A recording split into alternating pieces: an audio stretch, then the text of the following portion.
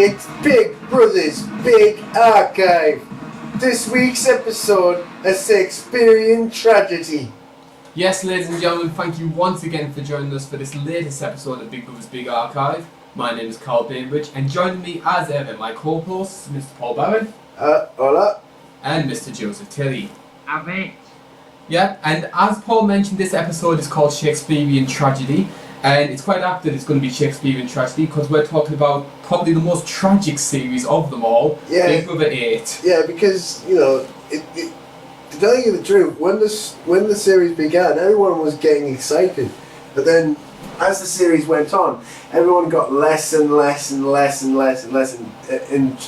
involved with the show until suddenly you see it on the MSN News. Big Brother winner announced, and no one gives a shit. Yes, I certainly agree with you there. It's quite interesting to watch Big Brother 8 from a media point of view because I'd sort of say there was still some sort of media interest at that point. I mean, the Friday Night Project always devoted a little bit of segment to it, especially early in the season.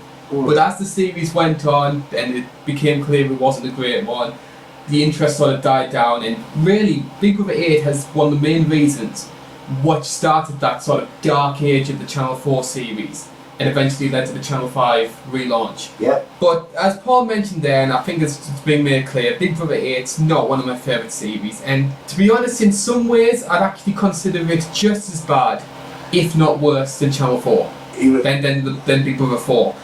Because in my eyes, Big Brother 4 is a bad series solely because of the cast. Big Brother 8's bad not only because the cast's poor, but the production is abysmal, and we'll come across a lot of these. Some of the production decisions that are made during the series are catastrophic in terms of destroying the credibility of the show at the time. Where do you stand, Joe? Are you on the Big Brother 8 negativity train, or are you a bit more positive about the series? I think I stand in the middle. I think that it was an alright series, but I do think, as you say, there was some production favouritism towards certain housemates. Yeah, a certain Mrs. Uchiha. Yes. And also a certain sort of characteristic that they were just changing them like we did AA batteries. Yes, the amount of new housemates during this series is ridiculous, and we'll come back to that when we get to it. But the thing I want to talk about, and we sort of touched on it before then with media coverage, is this was of course the first series that took place after Shilpagate happened, and Shilpagate, as we know, pretty much damaged all credibility within the Channel 4 era of the show. And one of the questions I want to ask is, how did you, as viewers, approach Big Brother 8 when it came round to it launching again? Were you excited for it, or had the whole Shilpa thing sort of dampened your spirits a bit? I think I was a bit worried that it was going to be not as good, but it started off and this all-girl cast. I thought, oh, this is going to be interesting. So I kind of got interested. Yeah, but you know, an all-girl cast, you know, it does not help no one because, as you can probably tell, if you put the male of the species in with other males, they will sort something out. If you put the female of a species into something, they will end up killing each other. And that's all the female viewers got. I apologise, but ladies, I respect you all so much. But yeah, well, one of the things that you mentioned you were nervous there about about coming up to the series. Do you think that production deliberately made the series a bit tamer than they could have done because they didn't want any sort of controversy happening? Yeah, I think so. Yeah, I think the production seemed to have. I don't think the housemates they're more like puppets in this series than people. Muppets more like. Yeah. One of the things I noticed with this cast was the immaturity. I think there was it felt very young, this series, and I think it suffered for it as a result. Immaturity. The twins were friggin'. They were going to friggin' CBeebies level there. It felt like a children's show. I'm drinking alcohol. Yay! No, they weren't drinking alcohol. It wasn't alcohol. It was cider. That's even worse. Yeah. Don't take the mick out of the People. Stoke accent. My brother has a Stoke accent. I'm not taking the mick out of the. I'm not taking the mick out of the Stoke accent. I'm taking the mick out of the fact that they drink cider. Yeah. But we'll come to the cider drinker in a little bit later. But we wanted to touch on something which used to really started to get infused about, which was the big twist. Every series has a big launch night twist. Now this one is probably the most controversial and arguably the most badly received, which is the all-female launch. There's two sides I want to talk to you about this, and the first one is, what did you think of the twist, first of all, in terms of the housemates cast, and also from the whole premise of an all-female launch? Because I don't know about you, I actually think the twist could have worked with a better cast. Yeah. Could have worked more better. I mean, you've got the female equivalent of Jedward in there for a start, and also Miss Sourpuss herself. As I mentioned before, I think the launch night twist could have worked well with a different cast, because we've seen before on different reality TV shows that all-female groups can make great television. If you watch Survivor the Amazon or Survivor Vanuatu, fantastic series when we've had the all-female group working together. My idea for the all-female twist, I don't know about you, I'll put this to you later, but my idea would have been to cast a much older, much more independently minded female group. Well, they did that. The sort of women who didn't need men in their lives, could work well on their own. And then they build their own society, build their own way of life, and then when they send in the male, who I have in my head some sort of like douchey Kirk Norcos type, they can't adapt to this female world, and they get ostracised for it. But what basically happened, and I'll put this to you later, what basically happened in my eyes was they basically used it as a baiting session. Let's just get some young, hot female girls in who are desperate for a man to cling on to, and let them fight over each other once he comes in. It is practically terrible. I mean, ugh. But the other issue I felt with this twist as well, and I'll put this to you, Joe, Big Brother has a predominantly female viewership, and you know from the voting patterns what female viewers think of female housemates. Are they really going to enjoy watching 13 young women bitching out between each other? Yeah, I think they are, because it's better than the female population bitching at each other. I'll give you that, yeah. Bitches of the world, unite! But I've always been of the belief that walking on Death Row, the moment that twist happened, I think there was so much enthusiasm which was lost because of that twist. But that's just me. I think you might agree differently. We'll put this to the audience when they listen to it as well. But yeah, so we get the 11 females come into the house. What you basically got is a young female cast and a group of token older and older people. So you got Leslie there, you got Karl there, you got Tracy there to be your madcap eccentric wild card. But on the whole, the rest are just young females eager for some sort of man to please all their wishes. So practically an entire audience going to Mamma Mia. Yeah. But you have this poor cast, and it's putting a lot of pressure, because the hype is, who is this mystical man who was going to join this group of women? And it turns out to be Ziggy. Ah, boom. And that for me is just another part of the reason why I feel this twist failed, because this man had so much hype around him over who this was going to be. And he was so underwhelming, because he didn't deliver as like the alpha male type, he didn't deliver as like the dream hunk, he was cheesy. That's what Ziggy was to me, cheesy. Mm. Yeah, it does seem like that, but didn't he? But mind you, he had a sort of slimy cheesiness to himself. Yeah, but that's not a good characteristic to have though, really, if you're a housemate. Especially you've had so much hype build up. You've got basically a whole second launch devoted to you, and you just don't deliver. But what made it funny for me was that production obviously did this twist so that the women would fight over Ziggy. And all they basically said was, just give him to Chanel. Chanel, you can have him, we'll just wait out for someone else. You go ugly early. Then they got Jerry. Yeah, we'll come to Jerry later, because that's another twist which in my opinion fails. Failed twists, that's going to come up a lot in Big Brother 8 to fail. So, as I mentioned before, the start of probably one of the big storylines of Big Brother 8 came with the launch of Ziggy, which was the union between him and Chanel and the formation of Shiggy. Now, Chiggy is... Shiggy with it. Na-na-na-na-na-na. Na-na-na-na-na-na. Get Chiggy with it. Okay, continue. Yes, let's move on before I scare people away with my Will Smith songs. Now, Chiggy's quite divisive from an entertainment point of view. Where do you stand on them, Joe? Do you think Chiggy were good entertainment? Do you think did they annoy you a bit? I mean, yes, they were camera hogs, but they did deliver. They were one of the big storylines of the series. Yeah, showman. Another great showman. Yeah. That sort of fell like a mighty Led Zeppelin. Did you ever believe in the showmans? Do you think there was any genuineness in it? Or do you think it was more Chanel trying to do something to try and cash in on the popularity and... Yeah, I think that's it. She was just trying to cash in. That's what happens with showmans is they last until they need it to be, and then poof, it's all gone. Yeah. Yeah. And I don't think things were helped either, because I always felt, because Ziggy obviously had a background in the media with him being part of a boy band in the past. There was a lot of media management I felt with for Ziggy and some of the behaviours he did. Everything was very calculated to think, how will the public perceive this? Or is that just me? I think you might have a point there, yeah. I mean, yeah, Ziggy's personality, to tell you the truth, is like if a Tory swallowed a piece of cheese. It did seem he was actually playing some sort of game there. Yeah. Yeah, I definitely think so. I think there were a lot of game players in this series. Oh, well, and we'll come to one of them later on. And we're going to move on, and it's another Chanel-related thing. Now, if there was one person who seemed to have an issue with Ziggy and Chanel's relationship, it was Emily.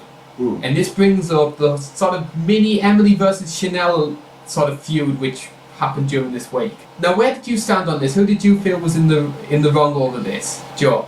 Probably, I don't know. I think they're both bad with each other. I think so as well. But the thing was as well, there was a real immaturity about the arguing. I never felt there was any sort of like real passion in there. It was just young girls bickering. That's what it was. Can you remember the hair straighteners argument? Ah, the hair straighteners argument. Oh, she came into the friggin' diary room complaining of the fact that my hair needs to be nice and curly and bouncy. I can't help it if my hair has a natural curl. I think they're both immature, but I think Emily was the most immature one, and that's why later controversy happened with Emily.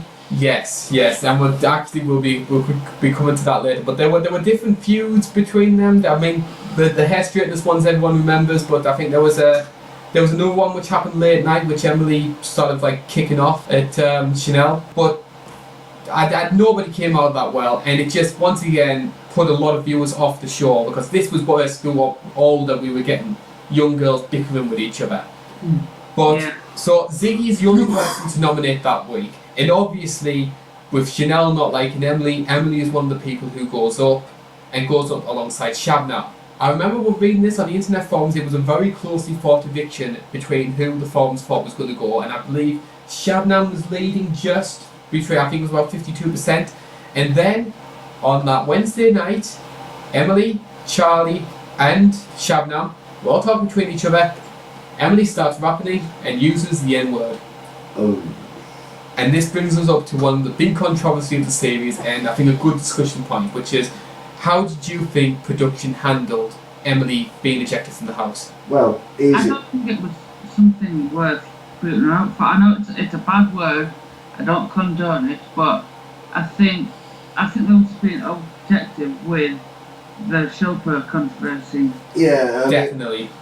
I mean, you know, if something racist does come up in a Big Brother thing, it seems like they take the Fox News sort of way around it, you know. Oh, he said a bad word! He said a bad word! We're screwed! I'm sort of with you as well, Joe, because I think that yes, bad language like that can't be tolerated, but I don't think Emily said it with any malice. I don't think that she ever had any sort of issue with Charlie. I think them two actually really did get on. I think they were sort of like unified in their Chanel hate. And yeah. I don't think there was any sort of... I never felt that Emily was nasty with saying that word. Careless, definitely, but certainly didn't deserve that argument. She did apologise. Definitely. But once again though, I feel that at that time, Channel 4 needed to build credibility with the Big Brother franchise because of after the whole Shilpa Gate thing. So, but by ejecting Emily and causing more unneeded publicity, all it did was just continue to drag the franchise through the mud. In my eyes, that incident could have been swept under the carpet, dealt with in-house, Emily would probably have gone that week anyway, so there wouldn't have been any long-term damage. Yeah. One thing I wonder though, and I want to bring this up, do you think that part of the reason why Emily was ejected was Charlie's reaction afterwards? Because Charlie did start to milk this for all she could. They do seem to. It is basically something to milk as much as you can, because that is equal to a tactical sort of thing. You know, if you find someone who's done something really, really wrong and caught it live on public TV, then that can be used to your advantage. Yes, yeah. Do you think as well, another good point that I just sort of brought this up, is Emily was obviously painted as the villain of the series at that point. But of course the polls were close and most people had Shabnam going before her. It wouldn't have looked good for Channel 4 if the villain of the series had stayed over an Asian woman. That would not look good if Shabnam had gone before Emily. So do you think that maybe that was part of the reason why Emily was ejected? Yeah, I mean, they don't want another Shelpa thing again. So she got the boot, and, well... I think very unfairly got the boot, and I don't really think that Emily was probably one of the better housemates, but I think that she has so much sympathy because of the way that Channel 4 handled with her. And I think it was really unfair on her.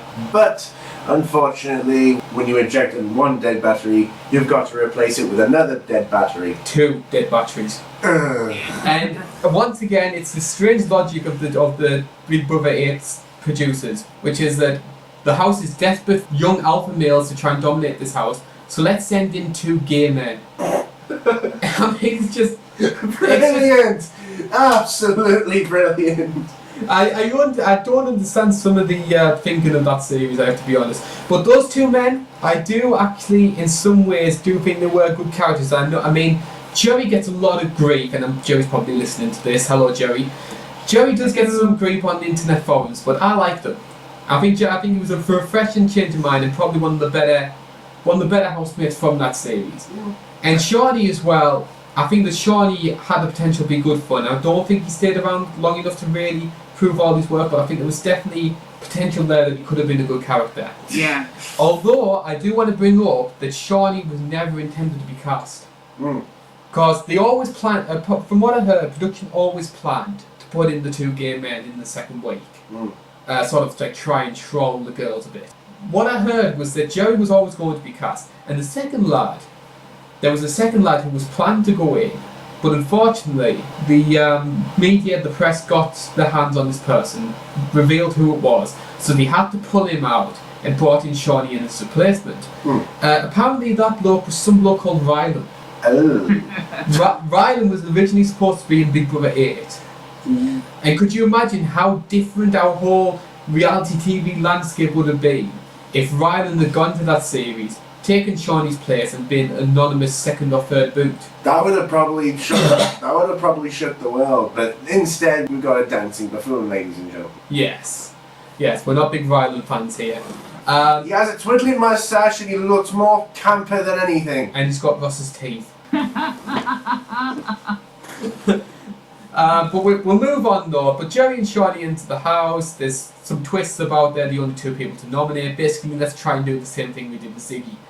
But the other big task, this is the first shocking task, and it brings up something which I want to bring up, which is the enthusiasm of the housemates during that year.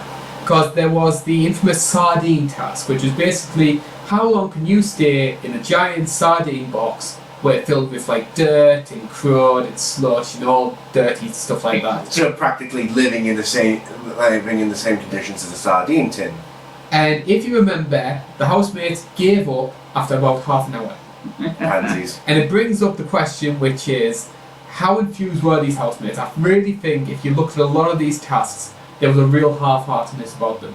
And it's sort of belief, and it's sort of crept into some of the latest series, it's sort of belief that it doesn't matter if we try hard or if we fail this task, they're going to give us rewards anyway.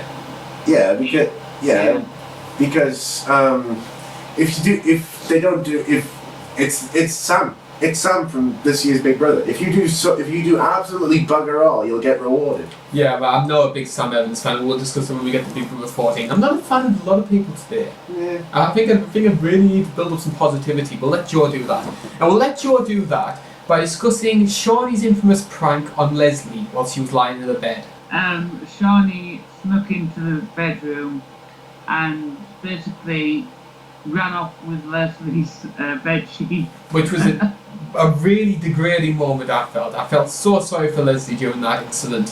Holy crap, a bedsheet! Whatever the world is coming to! But Paul, that's quite an offensive thing to do. I mean, Leslie was minding her own business, and then some sort of idiot comes in, yanks the bedsheet off. She might have had no clothes on, for all we know. Good point from Megan. Oh god, that's even worse than... Oh, I'm not gonna get into it now, but still... Oh... Paul, to make it go away, just imagine Jackie still on without clothes. Oh god! You're evil, Joe, you're evil. It just looks like Cthulhu without top on. But of course, that incident is what many people hold responsible for Leslie quitting the show during that second week. And basically, this is our time to discuss Leslie, because I think I even said on launch day when it happened, I even said Leslie's going to quit. She was so out of place in that house. But the time that she was there, I think we had a good housemate, I have to be honest. Yeah.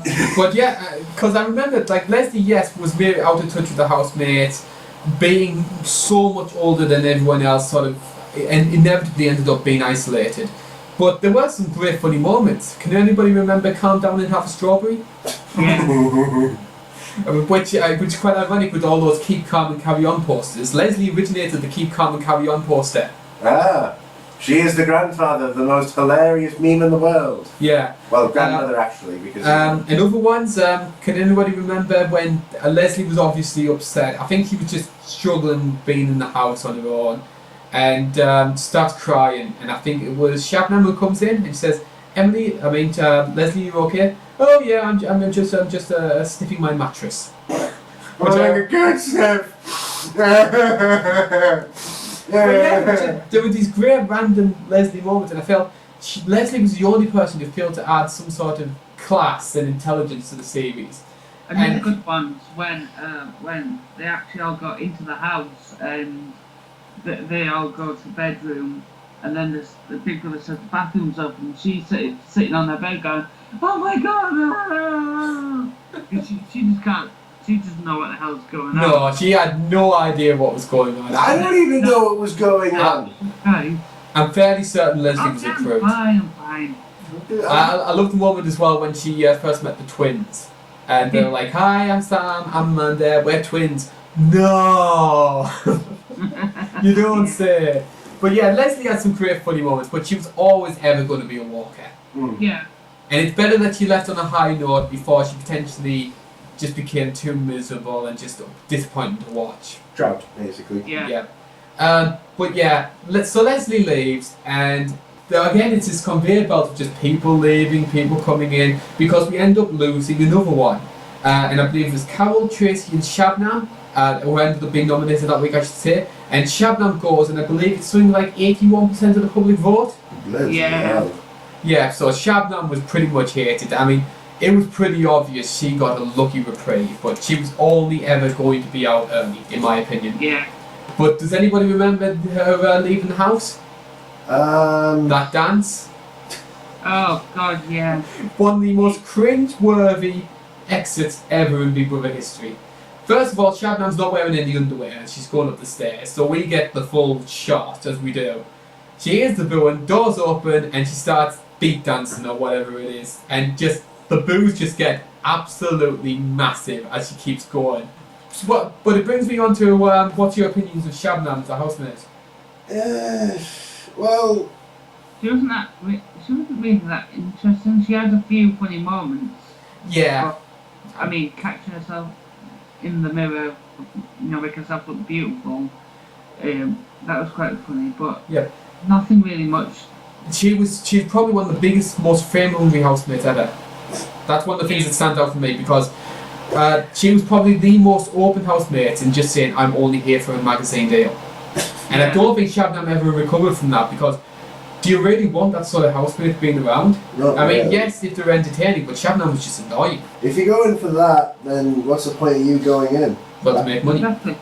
Yeah, but But she did her own thing. She got a page 3 deal inevitably. She got a Nuts magazine deal. But yeah, I mean, Shabnam was just she was had some fun moments, but too irritating to ever truly love her, to be honest. so basically, she just became eye candy after a while. Well, I don't think she was even that eye candy. I mean, she could scrub up well, but she was never a doll, was she? Not No. No. But so Shabnam goes. We move on to week 3, and finally, production do something right, sort of, and bring in 4 males into the house. Now we discussed these 4 males individually, which were Billy, Jonathan, Liam, and Brian Belo. Now, of those 4, what did you think of each of them on the whole, Joe? Billy hated. Liam loved. She had quite a soft spot for Liam. I don't know why. Well, because Brian I loved. And who was the second one? Jonathan. Jonathan. Oh, God. Jonathan the millionaire. Hated him.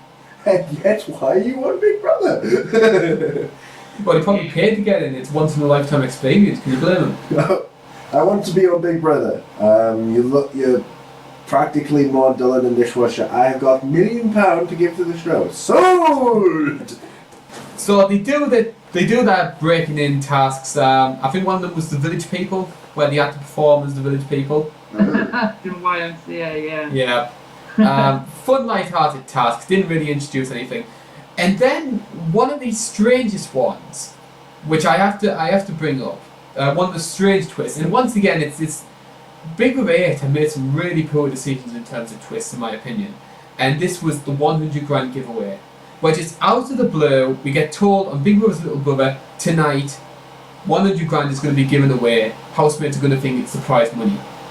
Now, first of all, it's so out of the blue. People are just like, what the hell? Someone's going to get all this money. Mm-hmm. And then second of all, it's just such a damn squid when it happens. Can you remember the 100 grand twist, Joe? Yeah, I do, yeah. And what was your opinion of it? It was just something I think to boost the views. Yes, I can imagine that. Because ratings, I think, were struggling at that point, and this sort of twist, it felt very desperate. Well, yeah, because Big Brother's trying to be, more edgy, more twists, more turns, more 360s, like the 360 release date. But the thing is, I don't think the production ever really knew what they wanted to do with this series. Did they want it to be dark, evil, sinister, Big Brother 5 style Big Brother? Or did they want it to be nice, safe, look, Channel 4, responsible individuals who can not get into racist controversies? So basically, bipolar Big Brother. Yeah, you just had this awful sort of grey mush of a series, and I think that comes across in the production. Now, I think that maybe the 100 grand might have worked if they'd done a bit more to try and earn it. I think if maybe some sort of big competition. I mean, I know people hate the White Room, but that was good television for me. That moment where they had to decide who gets the money. Something like that would have made this just worthwhile. But all it was just, Karl likes Liam, Liam's a nice bloke, let's give Liam £100,000. But I mean, the twist had no impact at all. I mean, Liam didn't really get arrogant over the money in the way that some other people might. Nobody really kicked off. People were just happy that a nice bloke got 100 grand. Yeah. And it was a nice bloke, and I think it was nice that he cried that he won. Yeah, that was touching. That was touching, and of course his grandma was ill. I think his mum was ill at that point, and so it was nice from that part. But from an entertainment point of view, I think it lacked. It lacked, but it was just it was nice to have a nice bloke get a nice thing, not just a big smack in the face. Yeah. Other things that happened in week 3, we had the English Channel task, which it's good to have a nice physical endurance task. We don't see a lot of them in Big Brother recently. So that was a good one, and I think if I remember correctly, it was Amanda who swam the most, which I thought was quite interesting. But the reason I bring up this channel task was because the housemates passed, They got a pool party to celebrate, and then Shawnee pushes Charlie in the pool. Really? Really? Oh, that was one of the big moments. I mean, everybody on Facebook and Twitter, well, not Twitter because that wasn't around back then. Everybody on Facebook, everyone on the forums loved that. Do you remember Shawnee pushing Charlie? Of course I do. It was one of the best moments in the house. Yeah, that funny moment, and Charlie's reaction afterwards, that's screaming. It's just... Because he got her Ugg boots wet. Yeah. What now? A Ugg boots. Shock! Fucking horror! Oh, the Ugg boots are wet, whatever shall we do? Scream like a hyena, by the sound of things. Yeah, I think that's what they probably have done. One thing I do want to ask though, because we're gonna bring it up though. Do you think this was a desperate move from Shawnee? Because Shawnee had been nominated that week. It was Karl, Jonathan, and Shawnee who faced the eviction vote. Shawnee favoured to go. Do you think Shawnee did that because he wanted to try and stay in the house? Because Charlie was emerging as the hate figure of the time. Emerging as a hate figure. At the end of it, the whole entire bleeding audience booed her ass off the stage. Well, they boo everybody now. But I mean, everybody could be clear. Charlie was a piece of work. So of course, attacking Charlie, you're automatically going to make yourself the popular one, aren't you? Do you think that Shawnee did that deliberately? Well, yeah, I think he did. Yeah. For a funny moment, I have to admit, because especially for Charlie's overreaction. But it turns out to be too little, too late. Shawnee ends up going that way. He can't believe it. The house can't believe it. Do you believe it, Joe? No, I couldn't believe it. I think he should have stayed. Who do you think should have gone that week? Jonathan. Definitely Jonathan. Yeah. What was your view of Shawnee as a housemate? Because he's quite a divisive figure. Some find him irritating, too much of a try-hard. Some think he was good, light entertainment from a series that really needed it. Yeah, I think it was entertaining, but as I say, it was too little too late for him. Do you think that maybe Shawnee suffered from the incident with Leslie? I think a lot of people held him responsible for Leslie going. Do you think that maybe people didn't like him for that? I mean, yeah. You know, you take someone else's bedsheet, then making them forced to leave. That's just a sign of bullying, really. I wouldn't call it bullying. It was a practical joke that went spectacularly wrong. That's what it was for me. Oh yeah. But yeah, Shawnee. I think Shawnee had potential to be maybe a bit better as a housemate, but I wasn't as disappointed to see him leave as I should have been. Yeah. If he had been more entertaining, I definitely would have felt so. But I take most people's side. He was just. You were saying, Joe? One of the best pranks he did was definitely pushing the pot pie into the dining room camera. And then Mickey being punished having to clean the windows for 2 hours. Yeah. Pushing the what? But he pushed a pork pie into the dining room camera. Bringing new meaning to the words "eye on the pie." Yes. Good one. Well done, Paul. I like that. Thank you. Yeah. But still, at least he wasn't drunk saying, "Hey, big brother, you want the porky pie? Yeah, have some porky pie." When did he turn Italian? I don't know. We'll move on from Paul's crazy accents and we'll move on to week 4. We had the insomnia task. Once again, I love endurance tasks like this. They don't do enough of them. Didn't they have something like this called Shattered? Yes, you brought me on to something which I was going to think. Does this just basically a way of trying to redo Shattered? Yeah. Yes. Because, you are doing something that's painfully new. I can't even stay up for one trip down to Wales, and that's 7 solid hours of driving. Jesus Christ!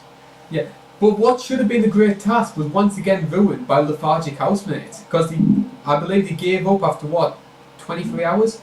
Yeah. Which is still a long time. And once again, no punishment, they tried with slop. This was the only year they did Big Brother slop. And that failed as well because the housemates just whinged about it. I mean, I think, again, production were too lenient. They were too lenient, and once again... Loads of times where they fell asleep and Big Brother didn't film for it. Like Charlie in the dining room dozing off, and then there was, I think it was Laura dozing off, and they just didn't Well, no surprise Laura dozing off her, to be honest. She did a lot of that. Aye. But yeah, they really should have been much harsher on the housemates this year. And I think, I would be really annoyed if I was a producer. We set up this great big massive task, we want them to try and carry it out, and they're not doing it, they're not trying. I'd be annoyed, personally. But there were mini tasks which the housemates did succeed, and one of them which I really love, and I'm sure Joe will as well, and probably the start of the twins really becoming fan favourites, which was the psychopath task. Yeah. The oh my god. Well, psychic, but of course became psychopathic. Yeah, I remember that. They put calendars on their heads and saying that there was specialised equipment. There's always been this belief that twins can to read what the other one's thinking, so they tested out with Sam and Amanda, and it's quite funny to see them getting every match correct and getting increasingly freaked out about it. Yeah. Stone, paper, scissors, both pick stone, scream. That was one of the worst things about the twins in the house was their constant screaming. Yes, I'll definitely have to agree with you. Oh, you mean the constant screaming coming from those two? This is why I brought up the fact that it's the audience for Mamma Mia, always screaming. Oh Jesus! But I mean, the twins were fun though. I mean, No, this was a great fun task. The twins are fun. I can give you that. I think most people before the twist were more along the lines of, oh, the twins are just irritating little brats. But in my opinion, this was the turning point for them. I think people started to see them a bit more endearing side. Yeah. Yeah. And also the fact that if you pinch one of them, the other one will feel the pain. Yes. You were saying, Joe?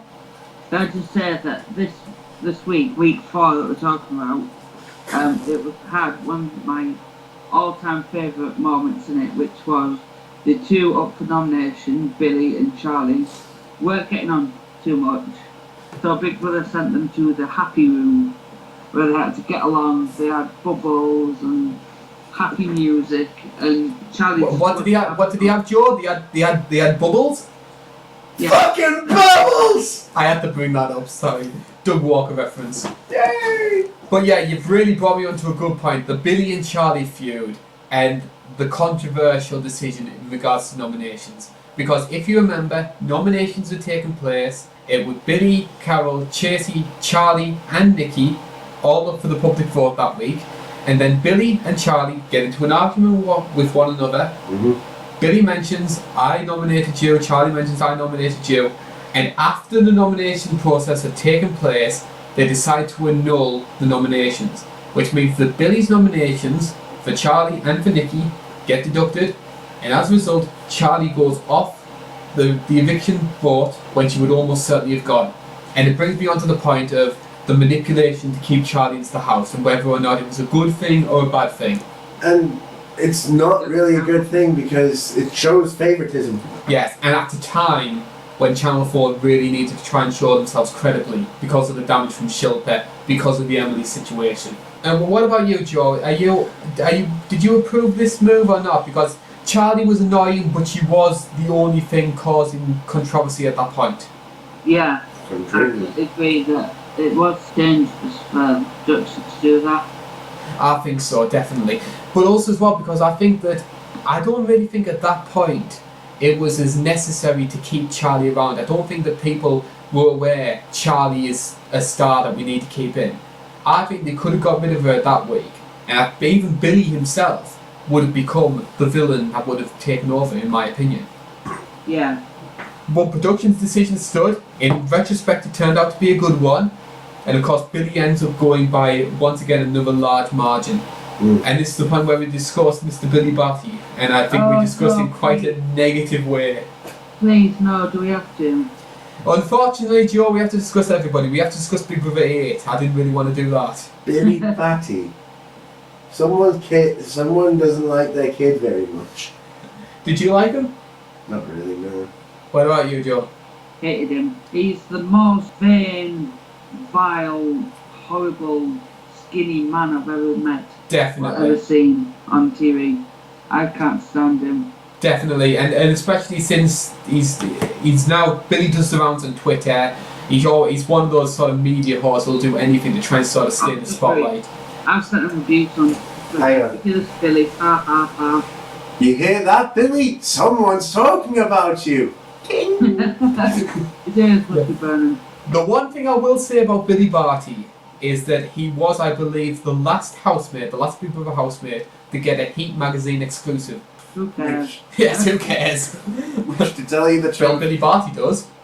I'm on Heat, I'm on Heat. No one gives a shit. He's been bringing it up for the past 5 years. Luke. Yes. But we'll move away from Billy Barty, thank God, and we'll move on to week 5. And this is the perfect opportunity for me to talk about Brian Belo and the emergence of Brian Belo's endearing moments in inverted commas, because I believe that this was the week of the Novelinese competition, which him and Charlie won, and we got to stay in the caravan, which was in the house. Don't worry, there was no outside world stuff. I've seen the caravan, don't Yeah, and of course during the night, Brian Belo wakes up. He finds out he's wet himself. And there was this strange reaction of people on internet forums and inside the house. There was this love of, that Brian, he's so goofy, he's so funny. I'm sorry, but wetting himself is not a trait which should be praised. It's not something you should be proud of. And it led me to this, because there were a lot of moments like this of Brian being praised for things which, in my opinion, he shouldn't have been done for. I mean, he was praised for being an idiot. Yeah. In my opinion.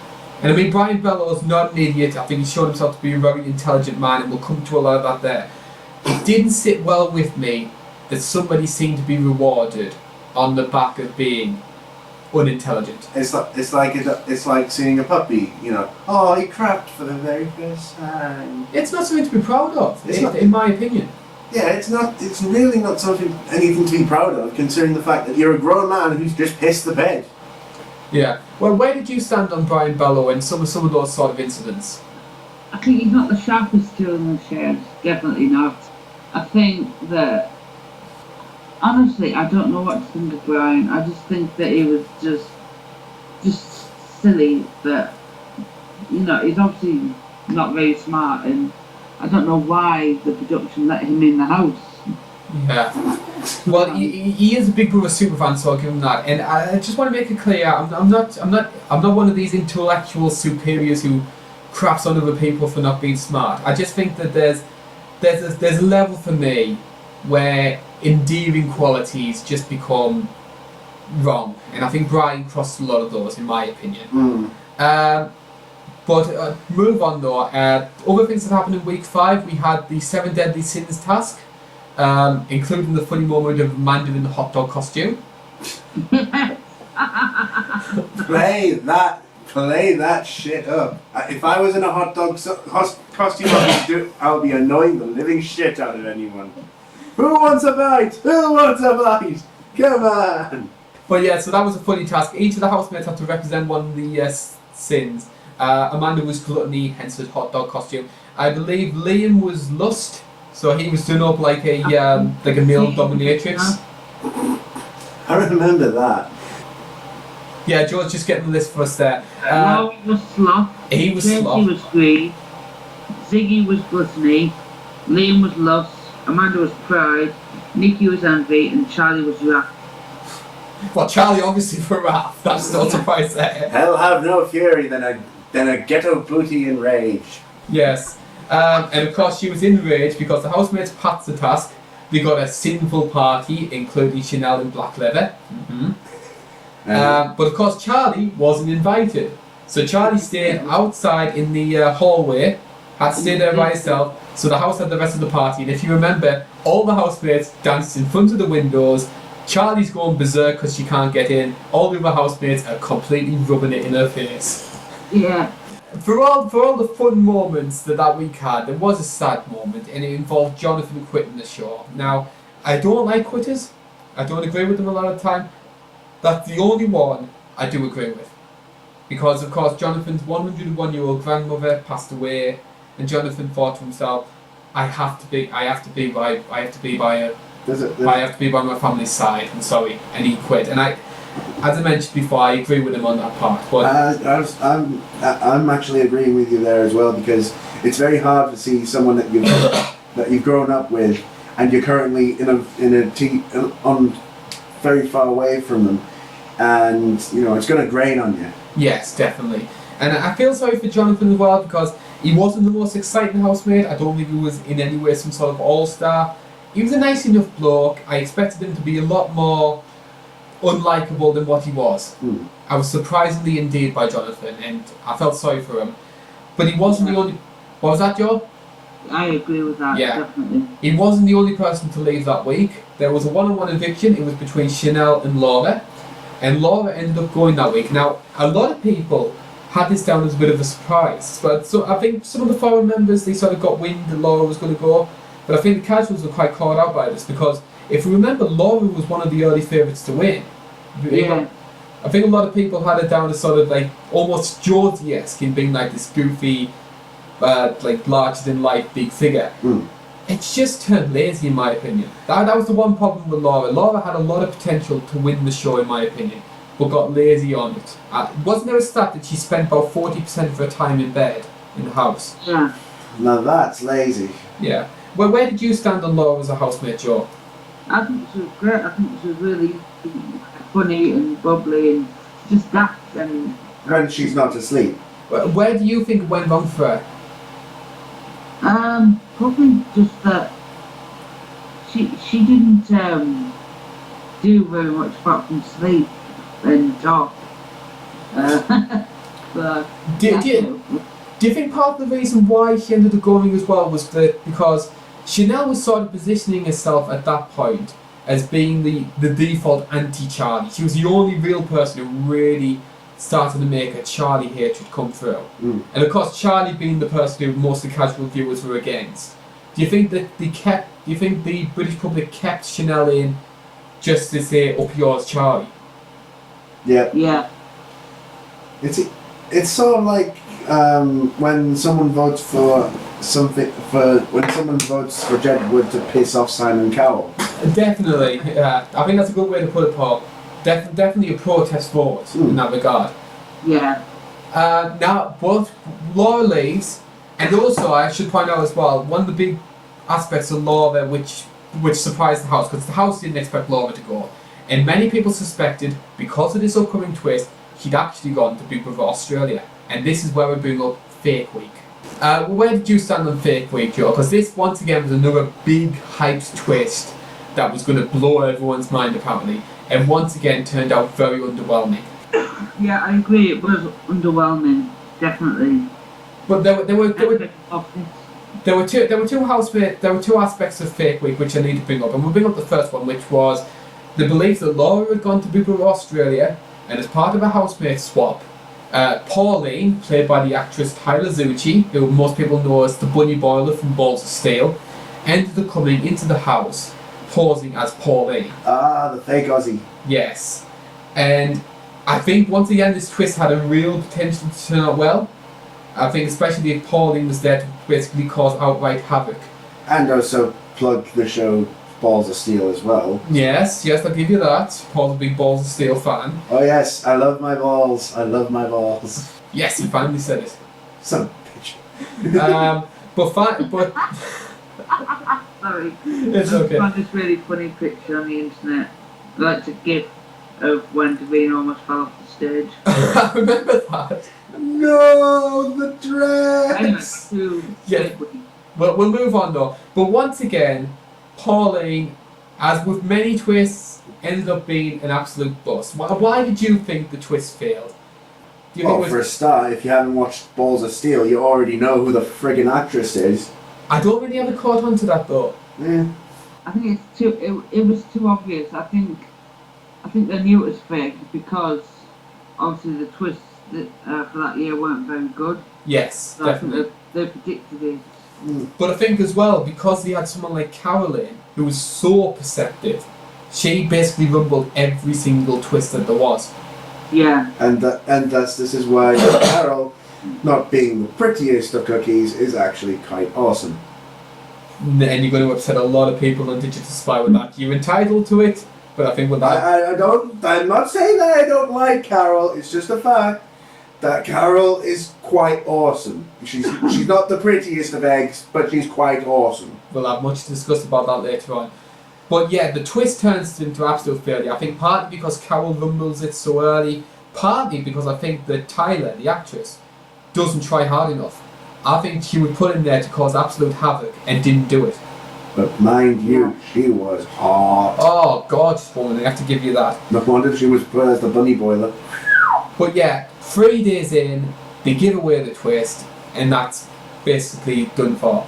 And then we come on to part 2 of Fake Week, which is the fake eviction, which, shock horror, ends up saving Charlie Uchiha. And once again, it brings up this perception that was brought up on the forums that Charlie was being protected by Big Brother. Yeah, I think it's something sums it up there because, you know, you've got the fake eviction and all that, and you know it says, oh, you've finally gotten rid of the villain. No, fuck you, audience, fuck you. We still got her. She's going back in. Screw you. Yeah, I certainly agree with you there. I think that's basically what happened in that production. I don't think production ever did this twist explicitly to save Charlie, but because it was Charlie who was saved during that week, when there was a fake eviction, just made people think they would favour him. It was the same way in that I don't think the White Room was designed for Connor to get money, but I think that because he did, there was always this assumption that Connor was being favoured by production. Mm. Yeah. But where did you stand on the whole fake eviction thing, Joe? I think that it was a really bad idea, and they just said, Charlie, you're out, go home. Yes. But although I will give you, Charlie was the only source of conflict at that point in the house. Mm. Which brings me on to something which I do want to bring up. Quite a controversial moment. Not a lot of people remember this. Can you remember Jerry and Charlie's argument and the insinuations that Charlie made about Jerry? Yeah. Yeah. Where did you stand on that one? Because that caused a lot of grief. I mean, there were a lot of Ofcom complaints about it. I think that also started a water fight in the house. Yes. Yes. Yeah. A lot of play fighting during Big Brother 8, I have to give you that. I did see that, and my God, no, you can go onto TV, you can drink, swear, hell, even have a fight or two, but you don't friggin' tell someone that you don't and have the allergy of them sleeping with underage people. I think that was the 6th suggestion that Charlie made, and I think Charlie should have got a lot more grief for it than what she did. Bitch gotta go. Bitch gotta go. Well, she did go, but she can't brought back in. Damn it! Just let her go! Fine, Big Brother. Have her. Pork her as much as you want. Just let her go! Well, I think we'll need to let Paul calm down, so we're going to move on from that. And we're going to move on to a task which I actually quite enjoyed. And I'm sure Joe did as well. Big Brother's birthday task. Yay! Quite a fun, light-hearted task. Maybe once again it pushed it a bit too CBBC for my liking, but quite light-hearted, fun, and it gave us one of the iconic arguments of the series, Belo versus Charlie. Which basically, can you remind me what it was that caused that argument? It's a hard one to remember, but what most people remember is them doing it completely in costume. There's always something funnier about a Big Brother argument when you do it in costume. Especially when they're dressed as clowns. Yes. Brian was, I believe, the balloon. He had to do up all the balloons, and Charlie, of course, was the clown.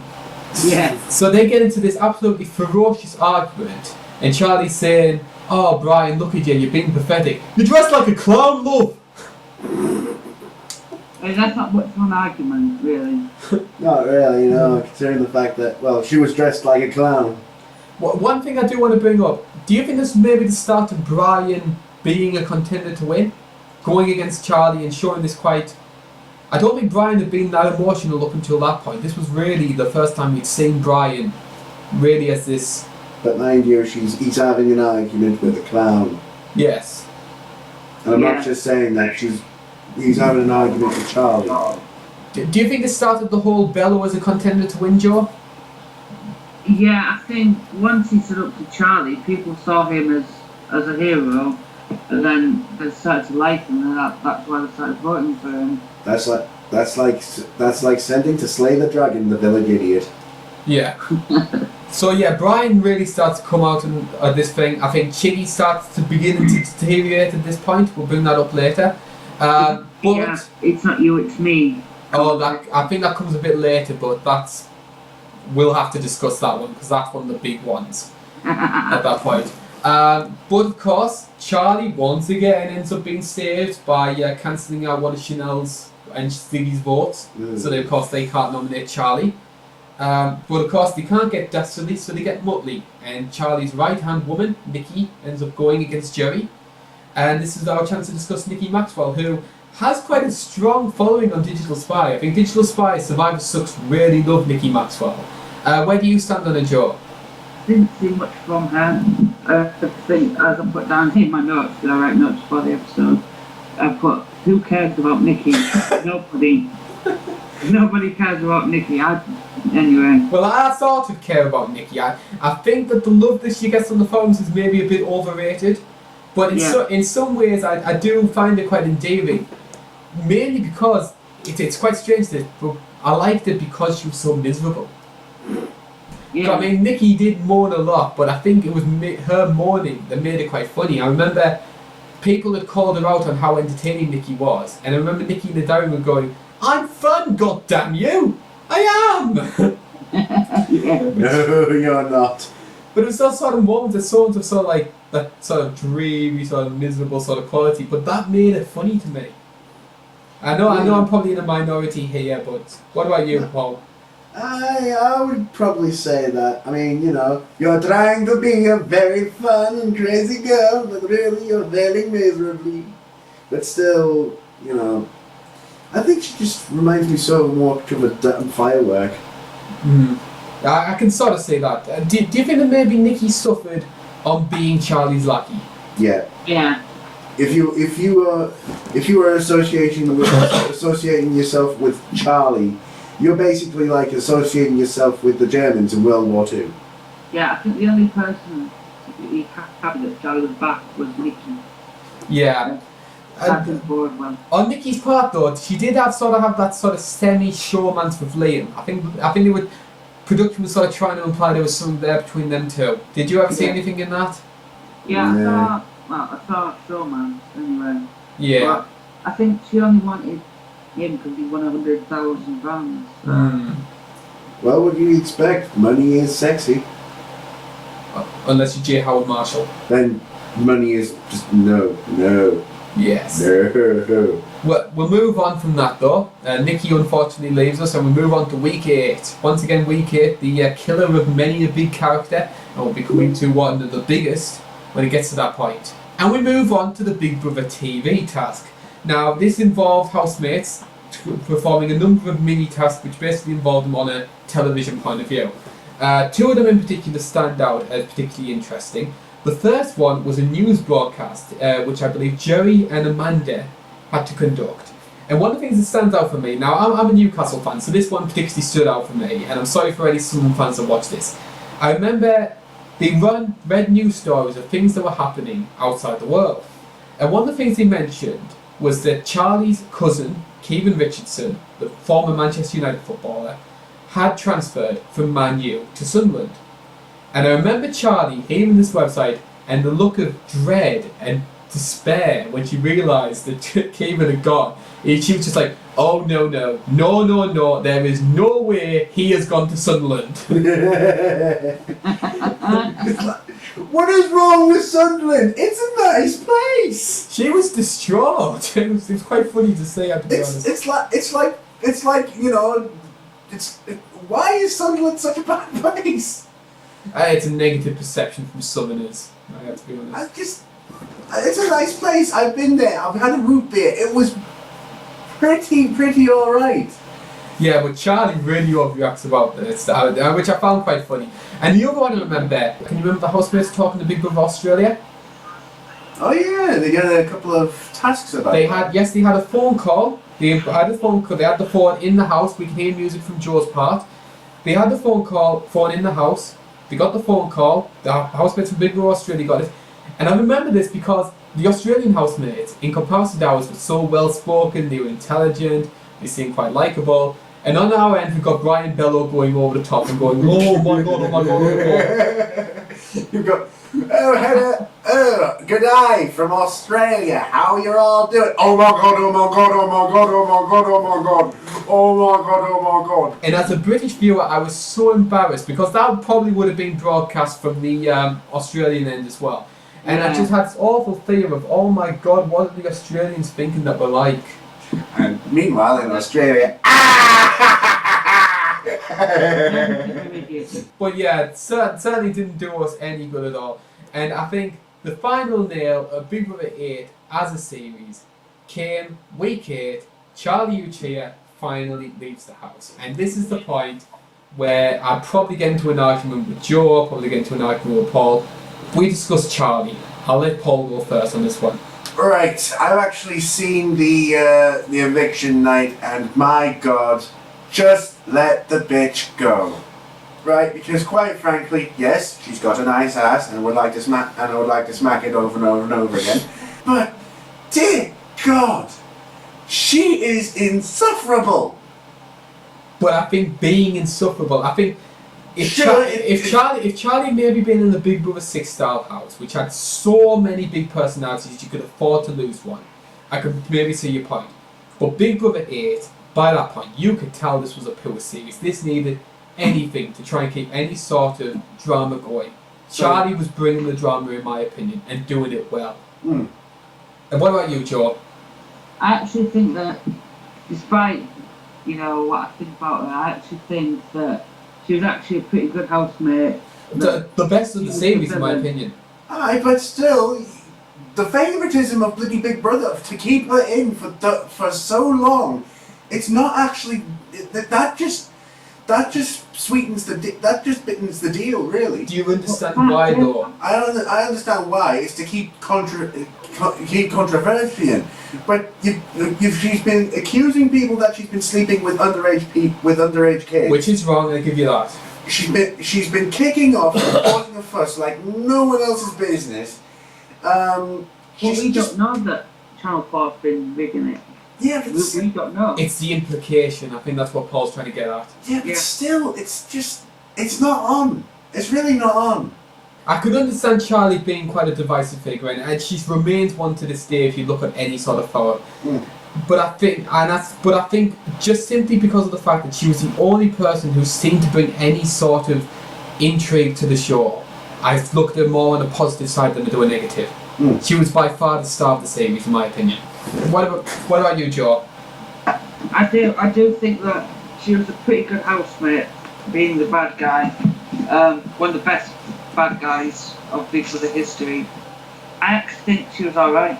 The thing with Charlie, for me, was I don't think you could ever take her too seriously. Everything she did was just a little bit too ridiculous, a little bit too over the top to ever really get infuriated with. She was a cartoon. But what an ass. Yes. What an ass. But definitely, I mean, Charlie gets a lot of grief for maybe being ugly. I don't see that at all. I think Charlie was a very good-looking girl. Oh yeah, I would hit that. One of the I would best hit that. of that series, Yes, definitely. besides Karl. It's like, Oh God, Carol! Oh, you sons of bitches! Oh, the rolls! can you remember The thing the? about Charlie was, in the beginning, she said, "I'm sorry if I offend anyone. I'm not a lesbian, and I hope I don't offend anyone." How did you not offend anyone from the? Oh dear God! Oh. We'll move on from Paul getting appalled. I mean, this look of absolute despair that Paul's got in his face is just an absolute picture. But mind you, a good one, but still. Oh. We move on though, and we move on. So obviously, production has lost Charlie. They need to inject some new blood. And we get 5 new faces coming into the house for, once again, another failed twist. They're probably the worst of the Big Brother 8 twists. Seriously, they are running low, aren't they? Which was the halfway house. John T, Karl, Louise, Amy, Shanessa and David enter the house and get told that they'll each have a bit of a time in the normal house, and then the housemates choose which one they want to keep. The only thing with these people was, out of all them, I only remember one, And who was that? Jonty. Yes, definitely. Jonty was the only person I could really remember as well. Otherwise known as a very creepy Mr. Bean. But once again, it gives the point though, is that are you really gaining anything from putting in new housemates that just aren't good enough? I mean, could you really see any of those on launch night ever being any good? No. No, I think if they went in on launch night, they would have been straight back out. Yes, well that's what happened basically when they went into the house. They basically ended up getting begone straight out. Well, what was the worst part about the halfway house, in my opinion, was that awful revolving door effect in housemates picking and choosing which ones they want to keep. Because so like Shanessa and David go into the house, and then two of the others come in. I think it's Ziggy and Liam end up going the other way, and then they do another task. Shanessa wins that. She goes in the main house. Tracy goes in, and then they switch them over again. It's just it was farcical. It was farcical in my opinion. To just have so much. Shanessa is, I believe, the only person ever to win an immunity challenge and still get evicted in the same week. It was so unfair, it was so ridiculous, and I felt sorry for Shanessa and David that they ended up going in spite of earning their place in the house properly. Aye. Which asks the question, why did production keep changing it around? Because, quite frankly, production are really, really scraping the barrel here. I mean, it's not even like Ziggy and Liam were even that big of a character that you were desperate to keep around. No. I mean, for that week, it was possibly one of the lowest averaging views. Oh, it was absolutely abysmal. I can't blame them if there were people turned off because it was terrible. But highlights from that week, which I do have to bring up, we had Liam's Wings of Steel. With my wings of steel. Very cringy moment, I have to give you that. And some of the most infamous words ever spoken in terms of Big Brother showmances. Yes. It's not you, it's me. I love that. And Chanel's face was an absolute picture. Which it's trying to bring up basically our assessment of Shiggy as a group, and basically Chanel as well. Well, what did you think of them two as a group? Because by that point we were just sick of them, in my opinion. It was a showman, but I did feel bad for Chanel. Oh, big time. She was crying and she was inconsolable, and that's why she left. You think that's why she left? Well, that, and I think she just had enough of the house. Do you think part of it could have been down to the fact that because Charlie had gone and Charlie had been such her enemy in the house at that point? Frenemy? Yeah. Now that Charlie was gone, she had no reason to stay around. No. I think she did have a reason to stay, but Ziggy kind of ruined it, and I think she was just sick of it, and that's why she left. I can sort of agree with you with that. Although, one thing I will say, the twins' faces when they realised Chanel's gone, that was sad. That was a sad moment. Aww. She left, was it a note or a picture? Or? I think she left a note on the diary room which the twins picked up, and that got them crying. Oh, hang on. Whoa, sweet child of mine. Is it actually, there is a rule saying that you can't have pieces of paper and pens. I think Chanel said, I want to quit, can I leave them a message? And I think they gave a dispensation for that. They actually got away with a whole lot of other shit, so yeah. Fuck it all up for us. Yeah, but fair rules and Big Brother 8 don't really go together. Yeah. Just make it more confusing for all of us. Yes. But so Chanel goes and basically takes the spotlight away from the two evictees, Shanessa and David. Can anybody remember anything about these two? No. Nah. I remember that David had some kind of star on his eye. Yeah, wasn't David supposed to be a pagan or something like that? Something like that. I felt so sorry for them too, because if you remember the VTs, they always show like the best bits. And it's always like the fun moments that they have. All David seemed to be was other housemates talking about how they didn't like David. I don't like David. No best bits for David. It's so sorry for him. Shanessa had potential to maybe be a bit of a train wreck figure. There were certainly signs of that with some of her behaviour. But no, not big losses, and the end of a fitting end to a really cool week, in my opinion. Aye. Now, week 10 we'll move on to. We're trying to go through these a little bit quicker now. Let's be honest, there isn't much to talk about. Yeah. But we had the time machine task, which basically involved housemates doing tasks themed on past, present, and future. Some of them went back to the Middle Ages, had to do apple dipping, cleaning muck, etc., etc. It's very refreshing from the past that they got Alex and Adele looking for the feedback. Which was one of the things which was one of the points I was going to bring up. Other housemates got really dark, crude, vulgar tasks. Brian gets crazy, friendly tasks where he ends up meeting Big Brother superstars. Okay, how the fuck does that work?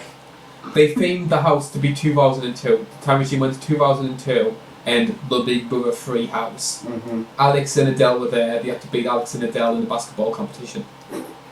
And then you've got the other side, which are basically dipping their faces in quote-unquote shit. Oh yeah, Jerry was the star of that task. Go in deep, Jerry. Oh my god, the references for that was terrible. There was also a important decision made in week 10. And what was that? If Samantha would become 1 or 2 housemates. Yes, I remember that. And do you think that was a good decision? Because I actually feel that, I mean, there's been lots of twins around, like Jedward in there, we've got Jack and Joe this year. I feel the twins were the only time that really began to show themselves as individuals. Aye. I mean, Sam had her own personality, which endeared people. Amanda had her own personality, which endeared people. But really, they didn't actually show that off, considering the fact that Sam and Samantha, just did the same thing as one person. Yeah. I don't think it really changed that much from doing it, but it made the show more competitive, I think, in my opinion. So what did they actually end up doing? Well, they put them as one housemate. If one housemate went, the other went. Fair enough. Yeah.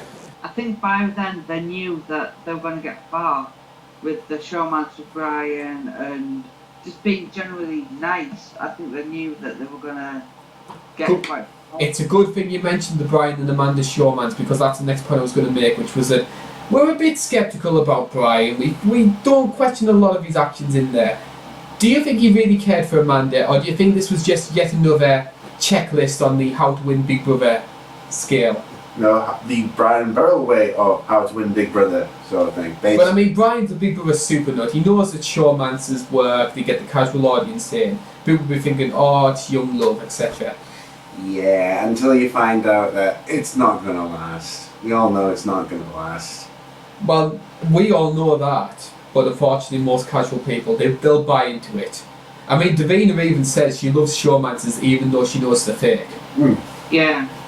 But all this is taking the gloss off the next person who ends up getting evicted, probably because she didn't really do enough. Amy Alexander. What was your opinion of Amy? Because Amy had a bit of snark, she could have maybe done something a bit. There was a bit of resentment she was showing towards Karl, which inevitably gave her some love on Digital Spy, but where do you stand on it, Joe? I think that she wasn't that much, she was not snarky to say, but I don't think she was that much of a character. What about you? Amy, not a lot of memorable moments from there, sorry. Yeah, I think that was a real problem with a lot of the halfway housemates, which was that they were out so early, we couldn't truly judge them. They just, they were like a revolving door. Yeah. And there's your moment of fame, now fuck off. Pretty much, yeah. We'll move on to week 11 though. We're fleeing through these because there was such little that happened during Big Brother 11. During those late weeks. I love the task in this week. The guru task. It's actually a very controversial one from my part, but we'll let you go first, Joe. Speak positive about it. I was going to say the next task to that, but we'll talk about the guru one first. It was quite controversial, I think. I agree with you, Karl. Because if you remember that the task that week was that 3 housemates would end up being gurus, and it was gurus based on, I believe, trust, honesty, and physical skills, something like that. I can't remember off the top of my head. But the 3 tasks, and it was the twins, Ziggy, and Tracy who ended up getting guru status. And as a result, the other housemates would end up facing the public vote. However, the twist was for that week that the gurus would ultimately be decided between the two vote getters over which one they wanted to leave. Now, there's two flaws in this which I found. First of all, a lot of those competitions were a bit dodgy, weren't they? The lie detector one in particular, very sceptical. Knowing Big Brother, they would probably say, oh, lie detectors. Well, in my opinion, and I'm not sure because I might be wrong about this, it came across to me like they were rigging it big time, because I remember Jerry knew how a lie detector worked, and he approached it in a very professional way. He took time to answer these questions, presented himself and spoke in a very clear manner so he can make sure he was coming across as true, and he still counted him as wrong. And I think that came across really dodgy there, that Jerry was being made out to be a liar, Tracy was telling the truth. I think they wanted Jerry out that week, in my opinion. It's just, it's just the fact that, you know, Big Brother, to tell you the truth, wouldn't be able to afford their own professional lie detector. Possibly get a tinfoil box, wrap it around, get a box of tinfoil and just wrap it around and put lights on it. Wouldn't surprise me, definitely wouldn't surprise me. And also, I think the main issue which came with it wasn't really so much that they wanted Jerry out, but because they wanted to keep Karl in. And this is the point that DS starts getting the bunting out, starts setting the torches on fire. We discuss Karl and that deterioration in the house dictator, basically. Oh dear God, I'm gonna have to get the running shoes onto here.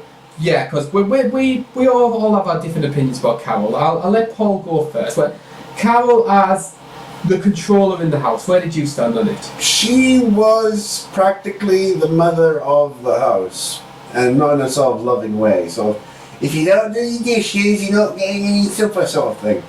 But do you think that being the house mum ended up stifling a lot of the fun? Yes. I mean, the belief that a lot of people have on the forums was that Karl, that Big Brother 8 had fun characters, maybe could have been a lot more light-hearted, a lot more enjoyable if they had the opportunity to.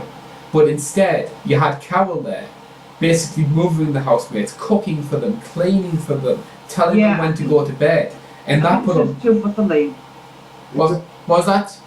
Joe? I think she was motherly. I think she was more of a strict mother and less of a Big Brother housemate. Yeah. Definitely. The only really funny moment I can remember of Karl is when she hid biscuits in her knickers. Oh, that's disgusting. Burn the biscuits! Burn the biscuits! In her drawer, in the storage cupboards, not in her. But stuff like hiding biscuits and giving them out on her wishes, telling them when you'll have biscuits when I tell you to. That's sick. Like, I remember she hid the clock in the house, so the housemates had to come to her to know the time. That's it. I mean, she held that house in its stranglehold grip, and yet production, rather than wanting someone like that out, which you should do really, you should be wanting someone who's stifling all that fun, and instead they created the guru twist, in my opinion, to keep her in, because Karl got like 50% of the vote that week. But it was the game plan though. It was game plan that she had a plan that she obviously wanted to do. Like she must have told production or something, and they let her do it because it's entertaining. It's what Big Brother viewers want to see. Exactly. But then the argument you can make is if you look at all the DS forums at that point, they could not abide the woman. They absolutely hated her. So there's a reason why I keep on shutting One of the theories I have is that production, by having Karl in there, didn't have to work as hard. Karl could do the role of Big Brother by controlling everyone, by dictating what everyone does. Production didn't need to lift a finger. That's one of the theories I've had. But can we go to a slightly lighter story now? Which was Freddie and Monkey Tunkey's big journey. I remember that. Yes, Jerry and Monkey Tunkey were the pet animals of Jerry and Jonty, and basically they got confiscated by Big Brother and told where have they gone to, and they were put into pictures around the world of them posing next to the pyramids and the pyramid of China. For a funny task, I have to give you that one. It's just fucking. That's just fucking hilarious. It's my favourite. What was that? I think that task and the sardine task was probably my favourite tasks of this year. I quite like the Monkey Tunkey and Freddy one as well. Fuck's sake. But it's quite apt that we also bring up Jerry and a lot of Jerry's fun moments as well, because as I mentioned before, the Guru twist took place. Jerry and Karl ended up getting the most votes.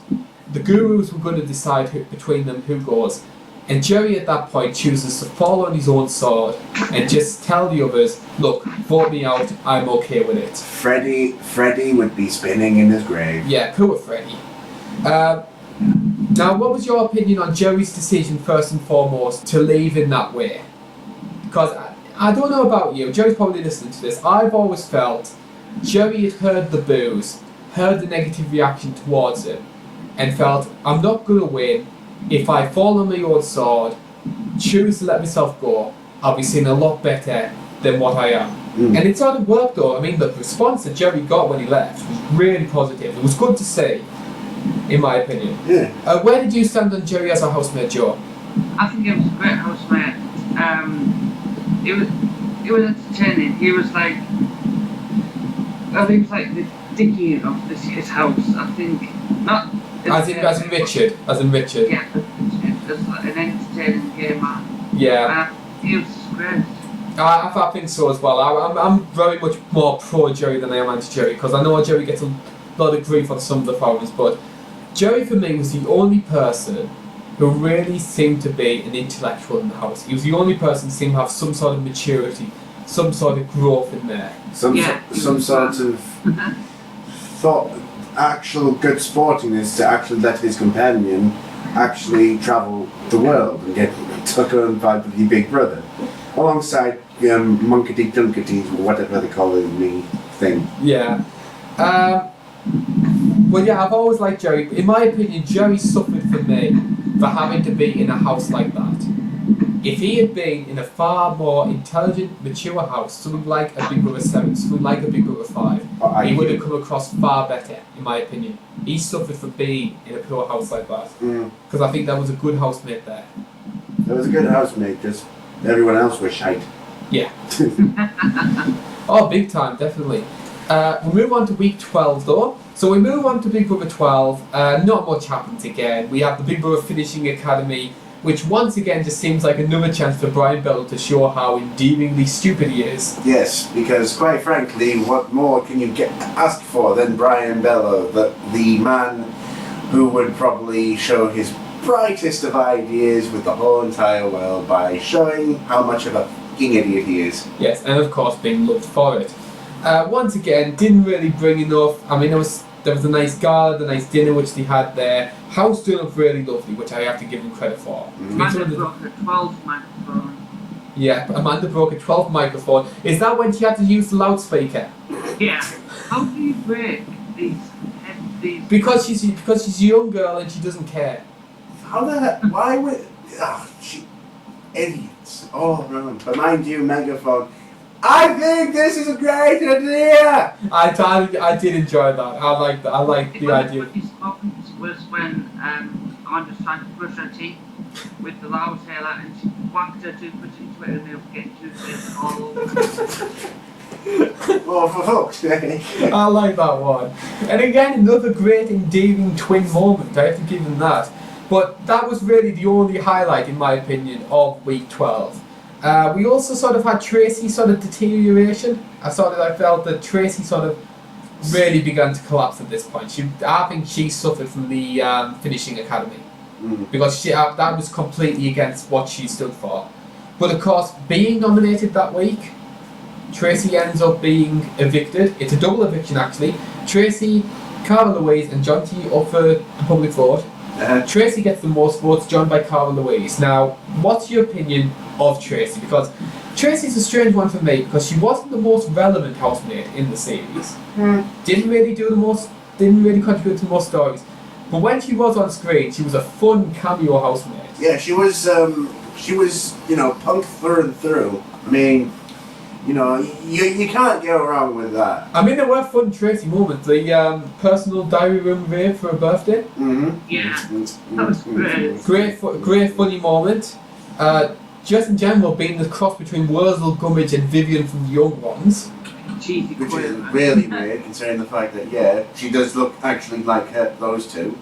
I just felt she was, at times, really funny. I mean, It's just disappoints me that she wasn't as relevant as what I would have liked to have been. I think that Tracy had maybe contributed a bit more to the storylines of the series. But the thing is, what sort of storylines could you really do with Tracy? I mean, she's a loner by heart, so she's not going to get involved in friendships. She's never realistically going to get involved in a showmance.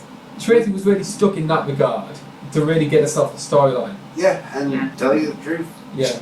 Tried her best, and our best wasn't good enough to get into a storyline. And anything to say about Karl Louise? Karl Louise. No, not really. Not really much. No, I don't think anybody can. If you're listening to this and you can think of any Karl Louise moments, please tell us, because we're struggling here. Yeah, if you can put a link to a clip of Karl Louise doing something extraordinary, please put it in the comments below. Yes. We'll move on though. Thankfully, we'll move on. And finally, ladies and gentlemen, we've reached the final week.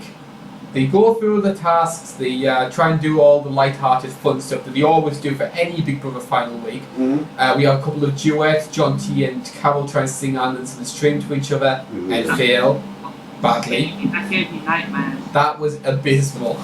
And of course Brian and the twins singing A Whole New World to each other. Oh. Isn't that terrible? That was abysmal, I have to give you that. Mm. But we finally come to the finale. Thank God, Big Brother 8 is coming to an end. Hooray! So everyone start throwing shit. So we'll go through all the finalists in order that they come out. And 6th place, no surprise really, considering being an intruder and the fan bases of the others. John T goes first. Now, John T's quite a divisive figure on here and on the forums. I think the thing with John T was, he was harmless and he was quite likeable in some cases. But for me, I don't know about you, I got the impression that just as I began to feel happy with John T and begin to like John T, he did something which just put me off him. And he just felt, should I really be liking this man? Spanking Club? Yes. Spanking Club. John T for me was too weird for his own good. I don't think anybody could ever truly relate to him. Yeah, he was basically Mr. Bean's more creepier brother. If he had a brother. I mean, dude had a teddy bear. And he talked to the teddy bear and he did the voices, and I mean, I felt so uncomfortable watching him on screen. And I mean, I've seen the clips on him with him outside the house. He comes across as a very nice, likeable bloke. Yeah, but then you see him start talking with the bear. What's that? You think I should kill them? Yes, you should do that. And it just put me off him. We'll move on though, and we talk about DS's favourite housemate, Karl. Yay! And now, Karl was by far and away the most popular housemate on launch night, and left on the finale as by far one of the least favourites. I'm gonna add to that, yes, to tell you the truth, she was awesome. Bit motherly, yes, but, you know... I never found Karl really that awesome. Well... I felt she was too much of a dictator for me, and too joyless. I felt there was this real lack of fun with Karl. Despite what the edit says, the edit tried to really paint Karl as this wacky, fun grandma type. But she controlled the house big time, and it was not enjoyable as a live feed viewer. She ruled the house with a very chunky iron fist. Yes, it was awful. It was awful viewing. I mean, Big Brother 8 suffers for me solely because of Karl. Hooray! I mean, I urge anyone who listens to this to go on Digital Spy, go and search this. Search STFU Karl. I mean, it's about 200 pages of just pure venom against the woman. A lot of it unneeded.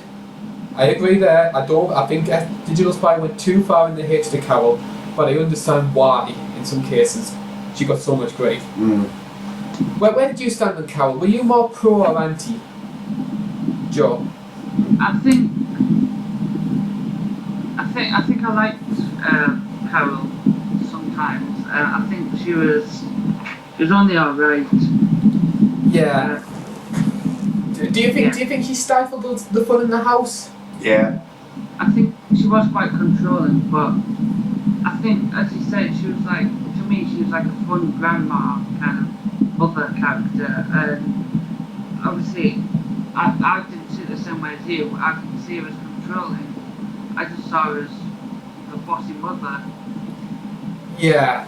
I think some of the DS like rambling about him was maybe a bit too much, but there were times when I could understand why Karl was so disliked. But we'll move on from her. We'll let Digital Spy take that one up because they really did not like the woman.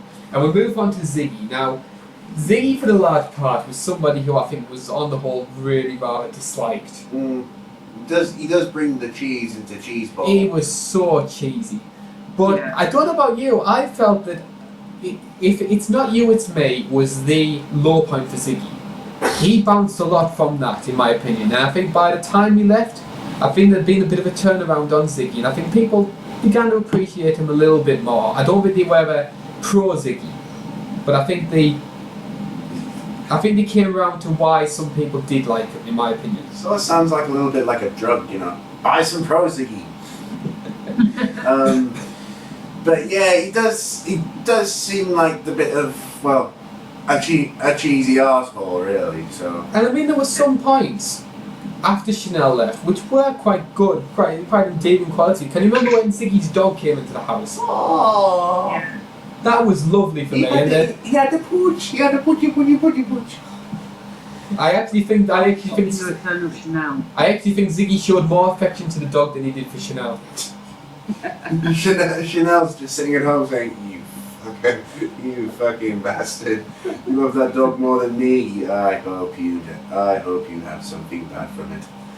But yeah, so were you more pro or anti Ziggy by the end of the show, Joe? I was pro Ziggy. I think that he had his moments. I didn't really like the cheesiness of the showmans, but after Chanel left, I started liking him again, and I think he was quite a good housemate. Yeah, I appreciate Ziggy's contribution to the show. I think he did deliver a lot with the showmans, in my opinion. As I said, the one issue I did have with it, and the one thing I think put a lot of people off him, was that media management approach. Ziggy seemed very aware of how will this look to the people outside, how will the media take this on board. Well, you've got to have that idea of that because the viewing public is like voters on election day, dumb as hell. Wait until tomorrow when they crown Sam the winner with Big Brother 14. We move on from Ziggy and we move on to Liam. Now Liam had obviously his female fans. He had his 100 grand. Why do you think though Liam ended up missing out on the win? And then only ended up getting. Won. What's that? Because he's already won, basically. He practically won it. I mean, the man's he is practically the most nicest guy you'll ever meet. I actually have met Liam the Goth. I mean, he's the only Big Brother housemate I have actually met, and he does come across like a very nice bloke in real life. Aye, and also, you know, he is practically, you know, he's likable. He came to when me and Karl were auditioning for Big Brother, and unfortunately, yeah, I met with. Paul fell out of the line trying to get a picture of Liam. Hey! Could you blame me? I got a small picture in a paper. So suck it. One question I do want to ask is, you mentioned that Liam didn't win because he already had 100 grand. If he didn't, do you think it would have been closer? Probably. Then do you think maybe Liam could have actually won the show? I think they would have won with Brian second and Samantha third. I mean, you know. What was your favourite Liam moment? Was it just that he was just a nice bloke, or was there? He was a nice bloke, and probably my favourite moment was, as I said, when he cried when he won the 100 grand. Very nice moment. Yeah, I mean, you know, getting that amount of money for just being nice, that is practically something you don't see every day. I could say that. I think Liam for me, I agree with you. Nice bloke. I don't think he ever did enough to ever truly be a winner. Yeah. But I think being in a weak series like that, I don't think you really needed to. But we move on from Liam and we move on to the final two, which is, some people may argue, one of the worst final twos ever. It is Samantha versus Brian Belo. And what do you think it was that made people choose Brian over Samantha? Well, for a start, It's either go with the most irritating people in the world, or go with the village idiot. Everyone went for the village idiot. It's very, very weak finale, I have to give you that between them two. But I mean, the crowd were massively pro Brian. I mean, it was. I could tell Brian was going to win. I mean, everybody had the twins as the favourites to win with the bookies. The moment I heard that crowd, I knew Brian was going to win. Yeah. Yeah, because, you know, if the crowd's always right, because the crowd is voting for you as well. The crowd is the audience as well. Yeah. Yeah. But Well, personally, between the two, I would have gone for the twins any day. Because I Yeah. felt that the twins were much more likeable. Their stupidity was far more endearing to me than Brian Belo's. I don't know if that's a gender thing, that we see them as more innocent because they're women than what Brian did, but I like the twins a lot more. it's a contest. It's a contest of the derpiest eyes in the world. It's just how many brain cells can 3 people kill? Go. But I think the thing as well with the twins was that I think they had the better story arc over the course of the series. I mean, people hated the twins when they came in. They thought they were going to be just these annoying, irritating tryhards. And they were, to give them the credit, but they were likeable, irritating tryhards. And I like that story arc a lot more than Brian's, because I felt Brian's came across as a lot more contrived to me. Yeah. But this is the point really where we discuss Brian Belo as a winner, and This is going to be awful. hard. Because I have to be honest here, and I know Brian Belo's a massive Big Brother fan. He'll probably be listening to this. I'm sorry, Brian. At this moment in time, you're the worst winner ever. Yes, exactly. I just found everything that Brian did to be contrived, deliberate, and very cynically done. It annoyed me more than anything that Brian. I mean, Brian's obviously a smart bloke in my eyes. If you listen to him on any of the spin-off shows, any podcasts that he does, he's very well spoken. He's very articulate, very much more comparative to what he was in Big Brother. And yet you see that with the Brian that we saw in Big Brother 8, where he's claiming not to know who Shakespeare is, he's wetting the bed, he's calling women ooga booga vagina people. It's like, these are not qualities, in my opinion, that a smart man would have. That would be someone with a bit of a brain disorder. And it came across to me like Brian was deliberately playing stupid to try and con the public. And it didn't sit well to me that he was winning on the back of playing stupid. Yeah. Yeah, I agree. I mean, it makes bloody Dirty Sanchez look like frigging QI, for crying out loud. What about you, Joe? I liked Brian. I liked his gullibility and his general stupidity. I just think that it was just a great. I do admit that he is the worst winner. But well, at least funny, I liked him. Well, Brian's. I'd say that with this asterisk. Brian's the worst winner for at least 24 hours. Sam will take over that crown once he wins tomorrow. Yeah. Mind you, that man looks like a hobbit. I'm sorry, but I'm going to say this. Sam looks like a hobbit. Well, we'll discuss Sam in a lot more detail, but at this moment, Brian's the worst winner ever, just because I found him so contrived, and I never found him genuine enough for me. I could never like him because of that. I mean, he had some moments which maybe I could have found endearing, but no. And the worst thing is, he actually gave birth to the idea of fake reality TV shows. If you need any more reason to dislike Brian Belo, then this is the story I've always heard, which was that after he won Big Brother 8, Brian was basically trying to cash in on his 15 minutes of fame.